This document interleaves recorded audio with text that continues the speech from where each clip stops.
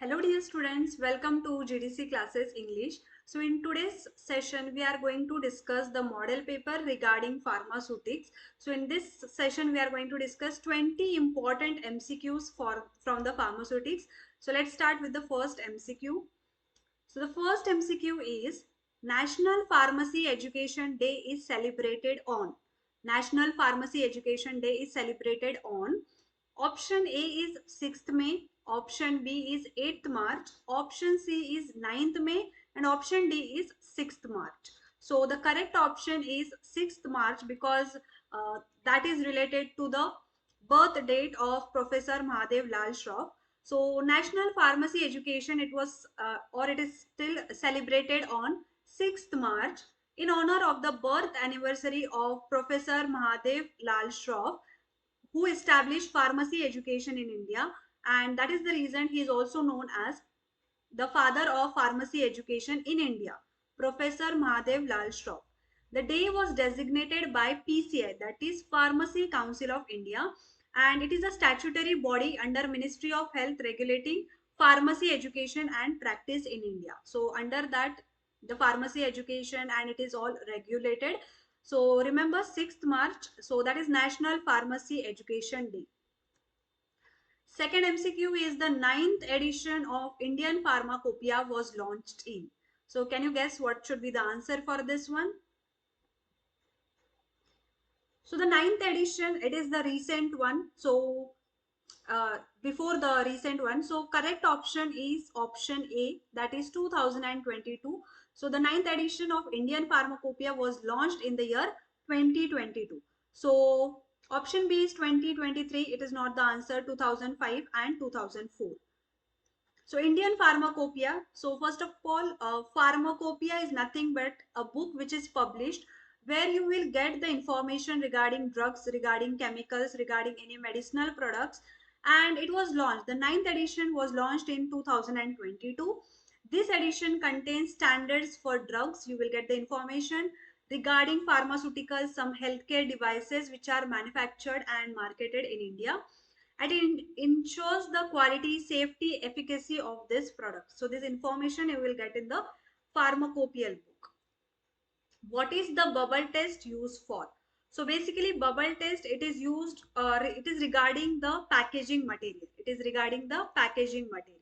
So which kind of packaging material? So it is used for the blister pack. Okay. So you might have seen about the blister packaging in case of packaging material. So basically the sample, you will fill it with the water and then the vacuum is applied. If you see any of the water flowing in the sample, that means the test is failing. So the bubble test is used to detect the leaks. If any leakage is there, that means water will go. So it is used in a flexible packaging material like blister pack. The test involves you have to place the sample in a water filled vacuum. So the sample will be there, here water will be there, and the vacuum. Vacuum, it is like a leak test that you do for ampules also, right? So you will apply certain vacuums. If you see the water is going inside the blister pack, that means there is certain leakage into that. And while doing this, we will create some pressure with the help of this vacuum inside the package and the surrounding vacuum chamber. So if the water goes inside, that means there was some leak during the blister packs. So this is a bubble test. MCQ fourth is neutral glass is an example for. Neutral. Neutral means something which is like non-reactive or the least reactive, right? So which is that type of glass? Type 1, option A. Type 2 is your option B and type 3 is your option C. So basically type 1 we are using because that is a neutral glass that is least reactive, and that is the case we are using it for ophthalmic also. You please remember this one. Type 1 glass, it is used for the ophthalmic preparations also. So that is your type 1 glass. So type 1 is the neutral type of glass. So neutral glass is also known as borosilicate glass. Remember this one, neutral glass, it is also known as borosilicate glass, which is your type 1, and it has good chemical resistance. See, in case of tablet, that much resistance is not required because we are using it for the oral purpose. So it is having, type 1 is having good chemical resistance, and it is used for pharmaceuticals requiring the least reactive container. So there are certain pharmaceutical preparations like ophthalmics, as I discussed. You require the containers which are least reactive. So for the ophthalmic, type 1 is the best type of glass. Dropping bottle container is used for dropping bottles. So if you are using eye drops, if you are using ear drops, then we can use this dropping bottle containers. Now depending upon the type of dosage form, we have different containers. The same container we cannot use for various dosage form. For example, if you are going for the ointment, then you should have a collapsible tubes. Similarly, if you are going for ear drops, if you are going for eye drops, then dropping bottles we are using, right? So dropping bottles, it can be used for eye drops, ear drops, and both A and B. So since it can be used for both, option C is the right answer. So what kind of medicament? So eye, ear drops, then we are using dropping bottles. If it is ointment, creams, we can use the collapsible tube or wide mouth bottle. If it is mouth bottle, it is easy to remove the contents from it. Ointments applied in the rectum or other body cavities like nose, then we can use collapsible tube with nozzle. Okay, so nozzle will direct to that particular cavity so that it becomes easy for the application. Capsules and tablets, we know that strip packaging, blister packaging, sometimes directly in a bottle also they will give. Injections, so you have to give it in vials and ampoules so that it will not come in contact with your environment and it will remain sterilized. IV fluid, it is given in IV bottles or the bags. You might have seen certain bags. So they are thermoplastic bags. Sixth MCQ is Sacarin is an example of. Saccharine is an example of. So basically it is a sweetening agent and it is not a natural one. It is a artificial sweetener. Okay. So the sweetness value is also more as compared to this. So it is 500 times sweeter as compared to your sugar.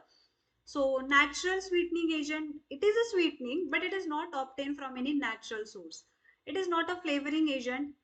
Artificial sweetening agent, yes, it acts as your artificial sweetening agent. Humectant, it is not humectant. What is humectant?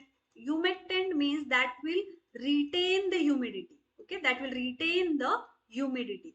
But saccharin is not related to the humidity. For example, humectant, where you will add this humectant in the toothpaste, right? It will prevent the drying of the toothpaste. Okay, whereas in tooth powder you will not add humectant because there is only solid powder, whereas in toothpaste you have certain liquid formulations and you have certain solid formulations, right? So in the toothpaste the solid and liquid ingredients are there. So if it comes in contact with the environment, then it becomes dry, right? So to prevent the drying of the toothpaste, we are adding humectant, but that is in case of toothpaste. But saccharin is your artificial sweetening agent. Artificial sweeteners are nothing but the synthetic sugar substitute that provides the sweetness without the calories of the sugar. Okay, so sometimes the artificial sweeteners are added. They do not have calories, okay, unlike our normal sugar. Saccharin is one of the oldest artificial sweeteners, many times sweeter than sucrose, that is your table sugar, and it is commonly used in diet food and beverages. Those who are like checking on their calorie and contributors, those who are avoiding these foods, so these are the good substitutes for them.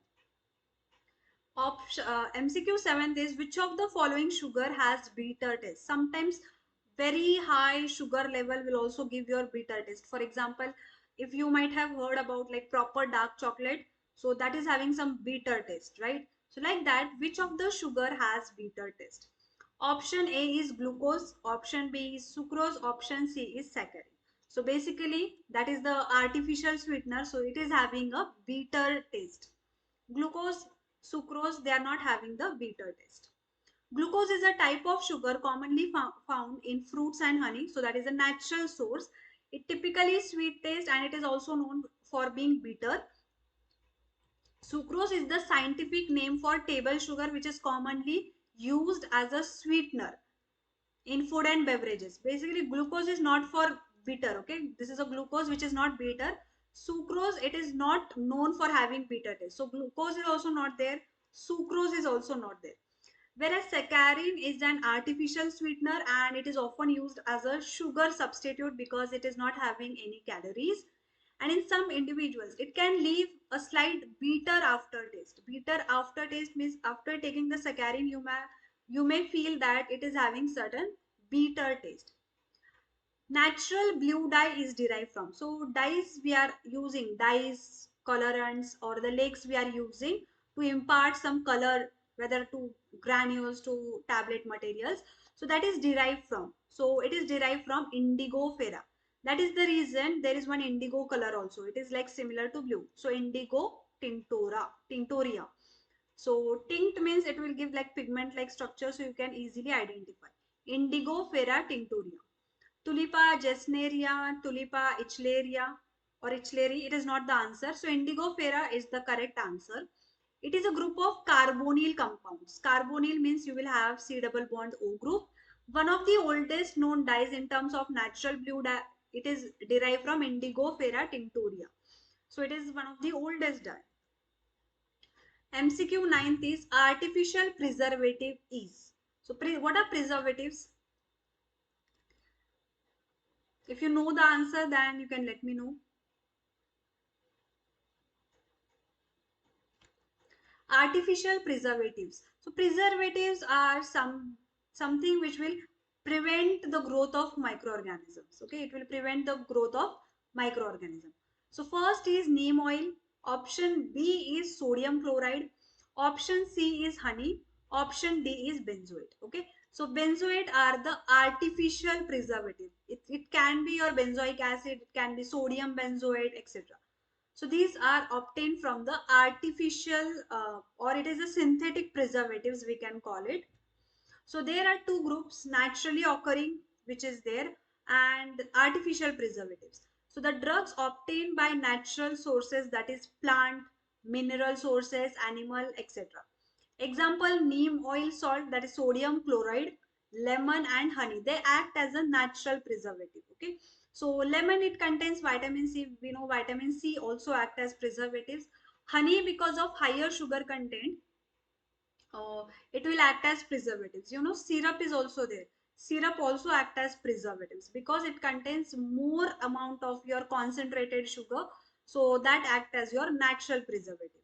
Artificial preservatives, which is made man-made, or it is also a synthetic one, which in which we will use certain chemical reaction to prepare that, and it will prevent the growth of microorganisms, and they will be effective in a smaller concentration also. So the examples are benzoate, then we have sorbates, then we have propionates, and then we have nitrates. So these are the different examples of natural and artificial preservatives. Given the following antioxidants are used for aqueous system except. Can you tell me? So basically they are asking all of the antioxidants below which they have given, they are water soluble except, that means all of them are antioxidant, out of which some are water soluble and one is oil soluble. So can you guess what should be the answer for this?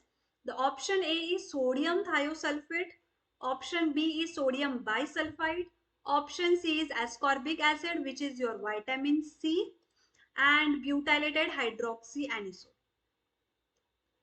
So basically, vitamin C, you know that there are vitamin A, D, E and K. They are oil soluble. So this is water soluble, right? So ascorbic acid is your water soluble antioxidant, right? If any salt is there, like sodium salt, that also becomes your water soluble, okay?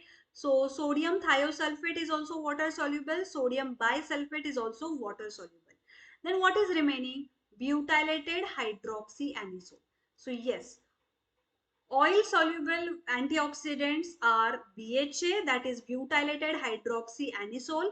Apart from BHA, you have butylated hydroxytoluene. Then you have propyl gallate. So these are the examples of oil soluble vitamins, BHA, BHT and propyl gallate. So these are the different examples of antioxidant.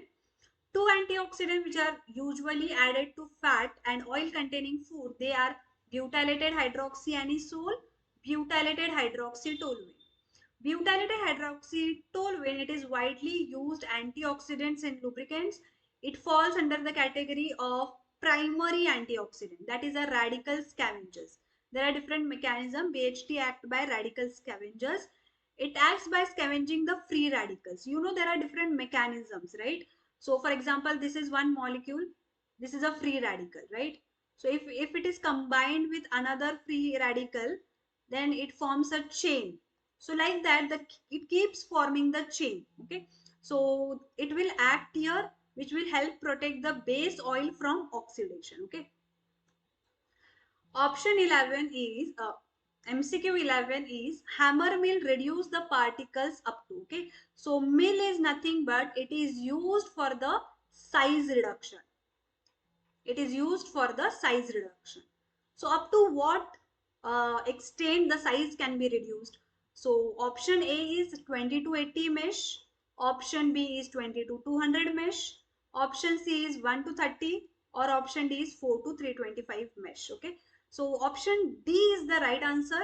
Yes, 4 to 325 mesh. So hammer mill is used. Hammer mill works on the principle of impact, so it reduces the particle size up to 4 to 325 mesh. Okay, so here there are different types of mill, and here is the mechanism, like it is based upon what. Okay, and then it is a product size, what are the uses and what it is not used for. So we have cutter mill. The name itself suggests it is used for the cutting. Okay, how the size reduction happened by the cutting action. Then the product size you can obtain from 20 to 80 mesh. You can use it for fibrous, any fiber like structure, crude material, friable material, but it cannot be used for friable material. Friable material and vegetable drug, but not for the friable material. Then you have the roller mill. Roller means two rollers will be there in between. If the particles are coming, it is like they are compressing between these rollers, right? That is 20 to 200 mesh. 20 to 200 mesh. So they are used for the soft material. Okay, they are used for the soft material. Abrasive material cannot be used for the roller mill. Hammer mill. So they have asked for the hammer mill. It works on the principle of impact. Impact means if your product is striking to that hammer, we call it as impact. So the size which can be obtained is 4 to 325 mesh. And almost for all drugs, the hammer mill can be used, but not for the abrasive material. Disintegrator. So it also works on the principle of impact. The size which you can obtain is around 20 to 80 mesh. Again, it can be used for almost all drugs, including the hard drugs, but not for the soft and sticky material. If the material is soft and sticky. Next is ball mill. Ball mill means in that mill, different various sizes of balls will be present. And as the ball mill rotates at certain RPM, because of the rolling action, that is attrition, and because of the impact between your balls and the material. So impact and attrition, both it will be there. And the product size which can be obtained is 20 to 200 mesh. So it is used for the brittle drugs, but not for the soft material. Fluid energy mill, that works on the principle of attrition and impact. 1 to 30 micron. The product size can be 1 to 30 micron. Moderately hard and friable material. Moderately, not very hard also, but it cannot be used for soft and sticky material. So these were the details about different mills. Now Hardinge mill is a variant of. It is a variant of, means it is having a same principle like rotary cutter mill. Option B is ball mill, option C is hammer mill, option D is fluid energy mill. Okay, so Hardinge mill, it is a variant of your ball mill. Okay, so you can remember the ball is hard. Okay, so it will be easy to identify the variants. Okay, so variants of ball mill are Hardinge mill, continuous ball mill, and vibrating ball mills. These two are easy because the name itself suggests that it is a ball mill. But Hardinge mill, it is different. But remember, ball is hard, so you can easily identify. The Hardinge mill is a variant of the ball mill. It's also known as the conical mill. Remember the alternative name? It is also known as conical mill. The Hardinge mill is used for grinding ores and other material like mineral ores and other material. It can be used for wet and dry grinding purpose. So these are the different uses. select a meal for a low melting drug.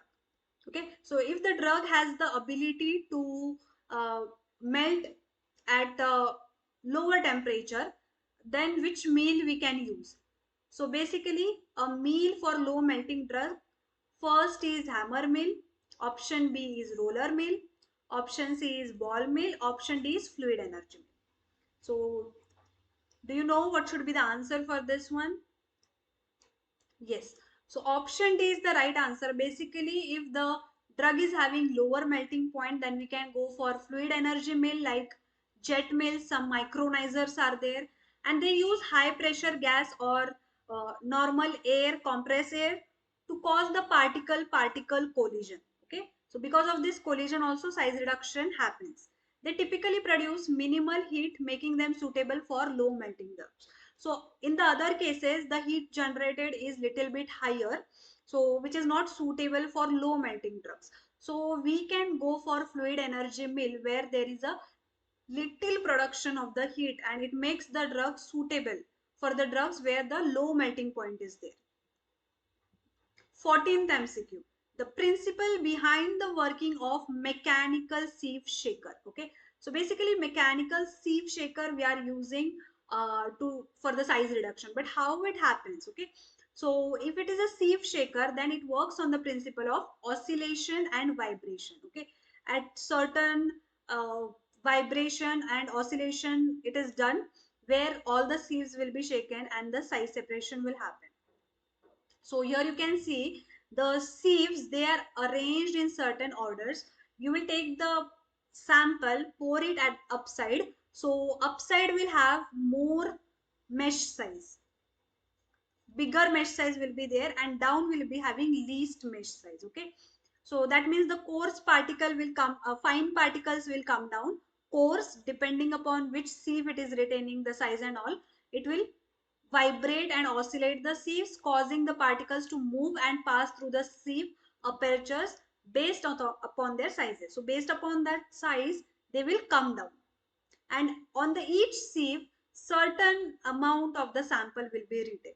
So how much sample is retaining on that sieve, that size is calculated. So that is basically the size of upper sieve. 15th MCQ. In which type of mixer the trough is stationary? Trough is in as in outer part. Stationary means not moving. Basically, stationary means not moving. So the type of mixer. So like this, your mixer will be there. That is a double cone mixer. Okay. So in this one, the trough, this is stationary. Okay. This is stationary and inside blades they are rotating. Because of the inside motion of these blades, they cause the mixing of the powder material. They cause the mixing of the powder material. So option A is barrel mixer, option B is ribbon mixer, option C is double cone blender, option C is zigzag mixer. Now based upon the understanding, can you let me know what should be the answer for this?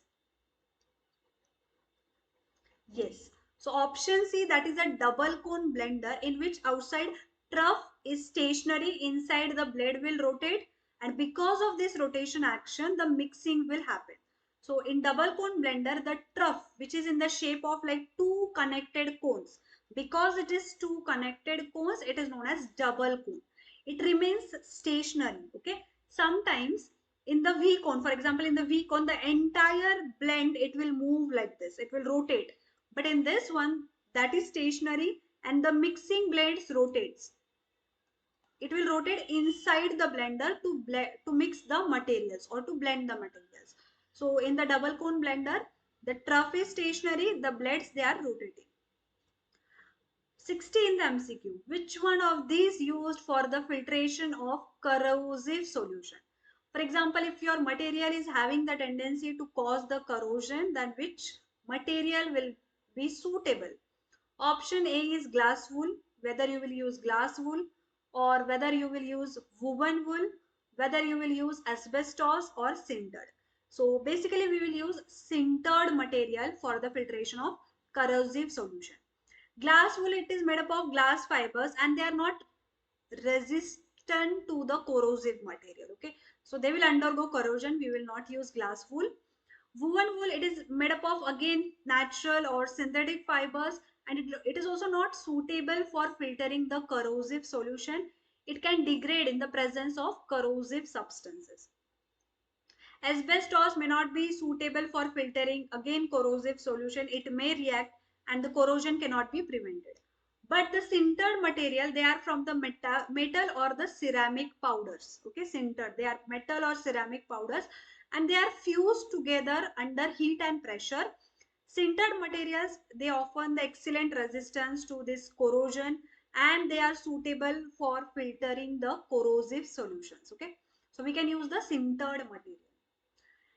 17th MCQ, the rate of filtration is expressed in form of which law express the rate of filtration? Can you guess what should be the answer for this? Yes. So rate of filtration, let's see the option. Option A is Fick's law. So basically Fick's law is for the diffusion. Okay, diffusion of the solid material across the membrane. Darcy's law, yes. So the rate of filtration is given by Darcy's law. Stokes' law is for the sedimentation. Okay, sedimentation of the particle is given by the Stokes' law. How the rate of sedimentation occurs? What are the factors involved? So option B is the right answer. That is the Darcy's law. So the rate of filtration, it is expressed in terms of Darcy's law. It is crucial to understanding many branches of geology and especially hydrogeology, which is related to the water. It states that the proportionality of the filtration rate, that is rate of filtration, that is the volume of liquid or the gas passing in a unit time. Unit time means a single unit time with a defined cross-sectional area. Okay, the area of the filtration also matters, and the component of the pressure gradient normal to this cross-section. So for example, any of the material is there, consider this. If the material has to be filtered to this, what is the thing, what is the liquid volume of liquid per unit time which is passing, the rate of flow. If the flow is lesser, definitely filtration will be less. What is the area? Smaller area means smaller rate of filtration, higher area higher rate of filtration. And the pressure gradient across this, gradient means pressure difference. What is the pressure here and what is the pressure here?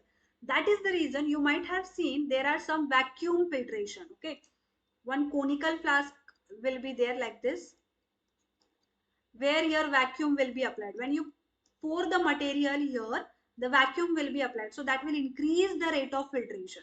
So the pressure is also important. That is given by Darcy's law. The extraction process in which crude is kept in contact with the menstruum. Crude means what? From where you are extracting your drug. That material from where you are extracting the drug, that is nothing but the crude. Menstruum means what? It is a solvent. What is menstruum? Menstruum, it is a solvent. When you place this crude in a solvent for a certain period of time, that process, when the drug will extract in this form, that process, it is known as maceration. The process is known as maceration. It is not known as infusion, it is not known as percolation. Although they are the method of extraction, but when the crude is kept in contact with the menstruum or the solvent, it is known as maceration. So it involves soaking the crude material in a solvent for a certain period of time to allow the extraction. Okay. For example, that material is soluble in the solvent. You have to select the solvent in such a way that the material will get dissolved into the solvent.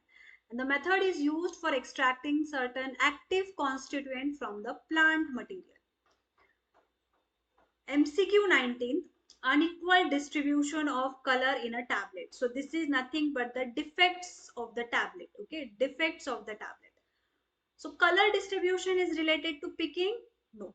Picking means when tablet is there, for example, certain part of the tablet is been removed. So we call it as picking. Mottling, yes, mottling is related to the color defects. Some uneven color distribution, if you see, that is nothing but mottling. Sticking means some part of the tablet is sticking to your die wall punches. Capping means small part partially or as a whole, it will remove as a cap. Okay, from that tablet, sorry, a certain part will be removed as a cap, that is known as capping. So unequal color distribution in a tablet, it is known as mottling. Unequal color distribution in a tablet, it is known as mottling. Mottling refers to the uneven distribution of a color in a tablet, which can result in blotchy or speckled appearance. It can occur due to various factors like uneven distribution of colorant during the tablet compression process or inadequate mixing. If the color is not mixed properly, during drying also mottling can happen. Okay, the dye will migrate to the surface. All of these tablets, the last MCQ, all of these tablets are ingested orally except, so option A is multi-layered tablets. When, for example, multi-layered means what? One tablet which is having more or one or more layer. For example, this is the first layer and this is the second. Why we are doing, for example, if the drugs are incompatible with each other, then you can give one drug in this compartment, other drug in this compartment at the same time. Okay, or to achieve some controlled release. One dose you can give in this layer to achieve the immediate release. Second dose you can give here to achieve the controlled release. So like that it can be given. So yes, it is taken orally, it is ingested orally. Sugar coated, yes, because to for the taste we are giving it orally. Vaginal tablet is not for the oral use. Film coated, yes, film coated we are doing film coating to protect it from the moisture barrier or some environmental condition. So in all of these cases, we are using film coating. So multi-layered we can use, sugar coated we can use, and film coated for the orally ingested tablet, but not the vaginal tablets. They are not used for the oral cavity. So these are the different types of tablets. Tablet ingested orally, we have compressed tablet, multiple compressed, enteric coated, then we have certain. Enteric means what? That will protect the drug in the stomach, but it will release the drug in the intestine. So if your drug is having any degradation properties in the stomach, you give the enteric coating, it will remain as it is, but when it will go into intestine, it will release its content. Then we have sugar coated tablets, film coated, which I explained, and the chewable tablets. Tablet used in oral cavity, that means only orally. Okay, it will not go into small intestine. From here only, mouth only, it will go into blood circulation. So that will bypass the hepatic first pass metabolism. Buccal tablets, you will put it between the gums. Sublingual means between, beneath the tongue. Sublingual, sub means below, lingual means tongue, below the tongue. Troches and lozenges, dental cones, and by other routes like implantable vaginal tablets. Tablet used to prepare solution. So we have, means you will take a tablet, add it to water, it will become solution. So we have effervescent tablet, dispensing tablets, hypodermic tablet, and tablet trachulates. So in the given option, vaginal tablets, we cannot take it orally. Other than that, we can take orally all the tablets. Okay. So this was about the MCQs related to the pharmaceutics. So thank you so much, and we will see the next model paper of pharmaceutics in the upcoming sessions. So till then, thank you so much, and for more such videos, follow our YouTube channel, which is GDC Classes English. So thank you so much.